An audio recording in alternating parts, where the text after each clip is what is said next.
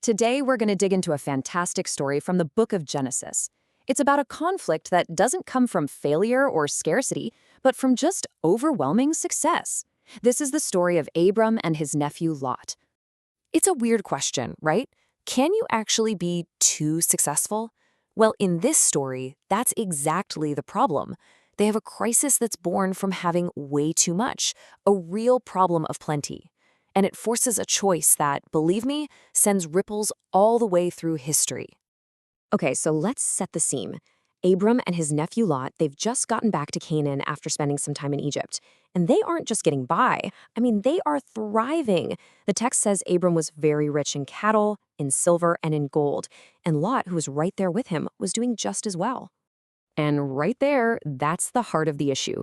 Their success, their substance, had gotten so massive that it was literally pushing them apart.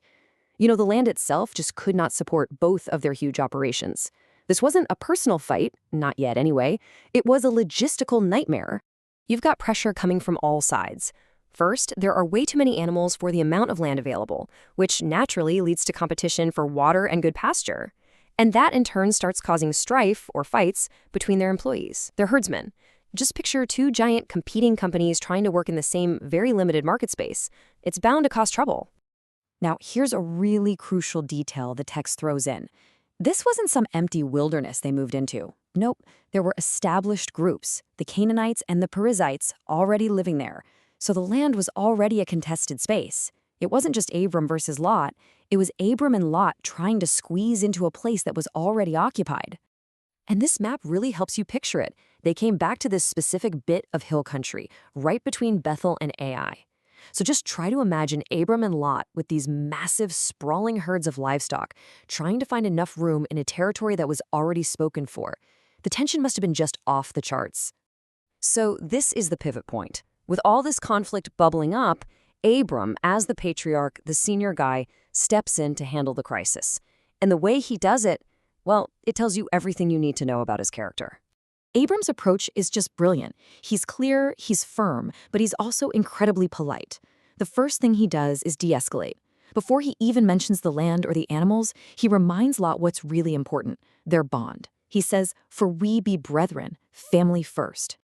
And then he makes this truly incredible offer.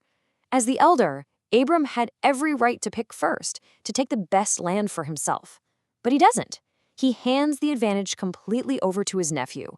He says, "Look, if you go left, I'll go right. If you go right, I'll go left. You choose." It's a huge gamble, but it's an act of peacemaking that comes from this deep faith that his own well-being isn't tied to getting the best piece of real estate. All right, so now the ball is in Lot's court. Abram made his choice based on relationship and faith. So let's see how Lot decides, because it is a stark, stark contrast. Here's the key phrase. Lot lifted up his eyes. His decision is all about what he can see, the immediate, obvious advantages. He's up on the hills, he looks down, and he sees the Jordan Plain. And it's lush, it's green, it's perfectly watered. For a guy whose entire net worth is tied up in livestock, it looked like an absolute paradise. This is just brilliant storytelling, because we get this dramatic irony. On the left, that's what Lot sees. The land looks like the Garden of Eden or like the fertile land of Egypt. But the narrator lets us in on the hidden reality over on the right. This was all before God destroyed Sodom. And critically, the men of Sodom were wicked. Lot saw an amazing business opportunity. He was completely blind to the moral quicksand he was about to step into. And this simple drawing just captures the whole thing perfectly. You see Lot, kind of defined by all his possessions, all his stuff, and he's heading east, straight for the city of Sodom. He chose this false Eden, guided only by what his eyes could see, and he's moving his entire family toward a place of deep spiritual corruption. So, the decision is made.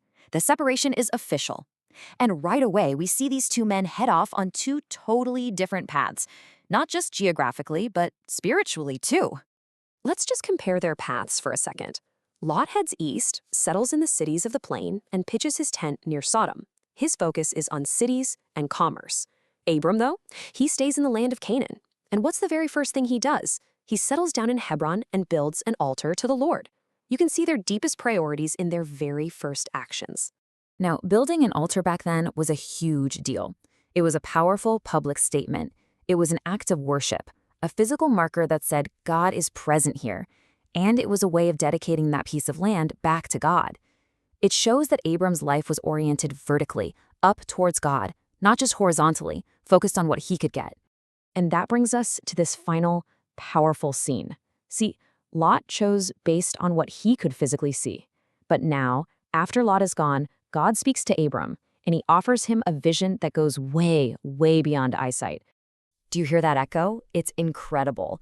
The text says Lot lifted up his eyes to see what he could take for himself. And now God tells Abram, lift up now thine eyes to see what you will be given. It's a choice based on sight versus a promise received by faith. It's a total reversal. And the promise gets even bigger. It's not just about territory. God tells Abram his descendants will be as countless as the dust of the earth. So think about that.